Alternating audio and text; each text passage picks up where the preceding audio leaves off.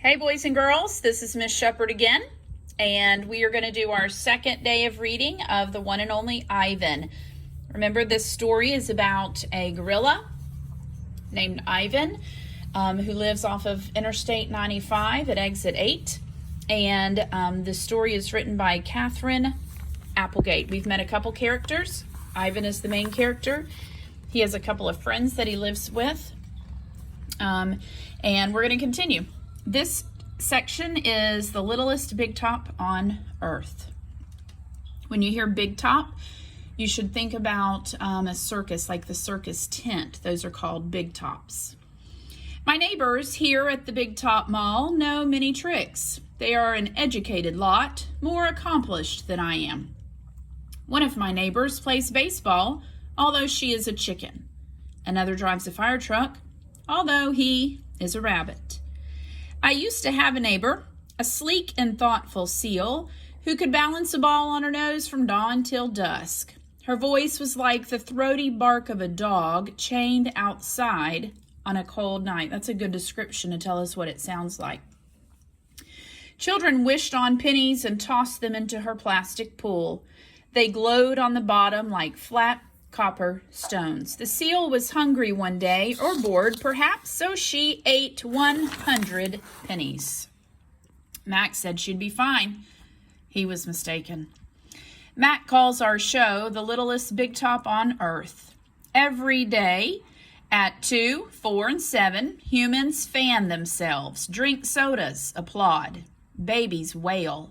Mac, dressed like a clown, pedals a tiny bike. A dog named Snickers rides on Stella's back. Stella sits on a stool. It is a very sturdy stool. I don't do any tricks. Max says it's enough for me to be me. Stella told me that some circuses move from town to town. They have humans who dangle on ropes, twining from the tops of tents.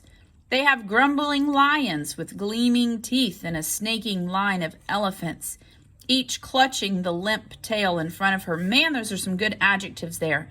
The elephants look far off into the distance so they won't see the humans who want to see them. Our circus doesn't migrate. We sit where we are, like an old beast too tired to push on. After our show, humans forage through the stores. A store is where humans buy things they need to survive. At the Big Top Mall, some stores sell new things like balloons and t-shirts and caps to cover the gleaming heads of humans. Some stores sell old things that smell dusty and damp and long forgotten. All day, I watch humans scurry from store to store. They pass their green paper, dry as old leaves and smelling of 1,000 hands, back and forth and back again. They hunt frantically, stalking, pushing, grumbling. Then they leave, clutching bags filled with things, bright things, soft things, big things. But no matter how full the bags, they always come back for more. Humans are clever indeed. They spin pink clouds you can eat. They build domains with flat waterfalls, but they are lousy hunters. Gone. Some animals live privately, unwatched, but that is not my life. My life is flashing lights and pointing fingers and uninvited visitors. Inches away, humans flatten their little hands against the wall of glass that separates us. I hope you can picture that in your mind. The glass says you are this and we are that, and that is how it will always be. Humans leave their fingerprints behind, sticky with candy, slick with sweat. Each night, a weary man comes to wipe them away. Sometimes I press my nose against the glass. My nose print, like your fingerprint, is the first and last and only one. The man wipes the glass, and then I am gone. Now he's talking about his nose print there, not him actually being gone. Artists. Here is my domain. I do not have much to do. You can only throw so many meatballs at humans before you get bored. Hope you remember from the beginning about a meatball. A meatball is made by rolling up dung, you learned about that in science, until it's the size of a small apple, then letting it dry. I always keep a few on hand. For some reason, my visitors never seem to carry any. In my domain, I have a tire swing, a baseball, a tiny plastic pool filled with dirty water, and even an old TV. I have a stuffed toy gorilla, too. Julia, the daughter of the weary man who cleans the mall each night, gave it to me. The gorilla has empty eyes and floppy limbs, but I sleep with it every night. I call it Not Tag.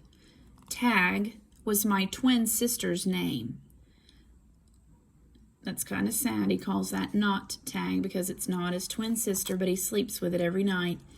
Julia's 10 years old. She has hair like black glass and a wide half-moon smile. She and I have a lot in common. We are both great apes, and we are both artists. It was Julia who gave me my first crayon, a stubby blue one, slipped through the broken spot in my glass along with a folded piece of paper. I knew what to do with it. I'd watched Julia draw. When I dragged the crayon across the paper, it left a trail in its wake, like a slithering blue snake. Julia's drawings are wild with color and movement. She draws things that aren't real, clouds that smile and cars that swim. She draws until her crayons break and her paper rips. Her pictures are like pieces of a dream. I can't draw dreamy pictures. I never remember my dreams, although I sometimes awaken with my fists clenched and my heart hammering. My drawings seem pale and timid next to Julia's. She draws the ideas in her head. I draw the things in my cage, simple items that fill my days. An apple core, a banana peel, a candy wrapper. I often eat my subjects before I draw them. But even though I draw the same things over and over again, I never get bored with my art. When I'm drawing, that's all I think about. I don't think about where I am, about yesterday or tomorrow. I just move my crayons across the paper. Humans don't always seem to recognize what I've drawn. They squint, cock their heads, murmur. I'll draw a banana, a perfectly lovely banana, and they'll say, "It's a yellow airplane," or "It's a duck without wings." That's all right. I'm not drawing for them.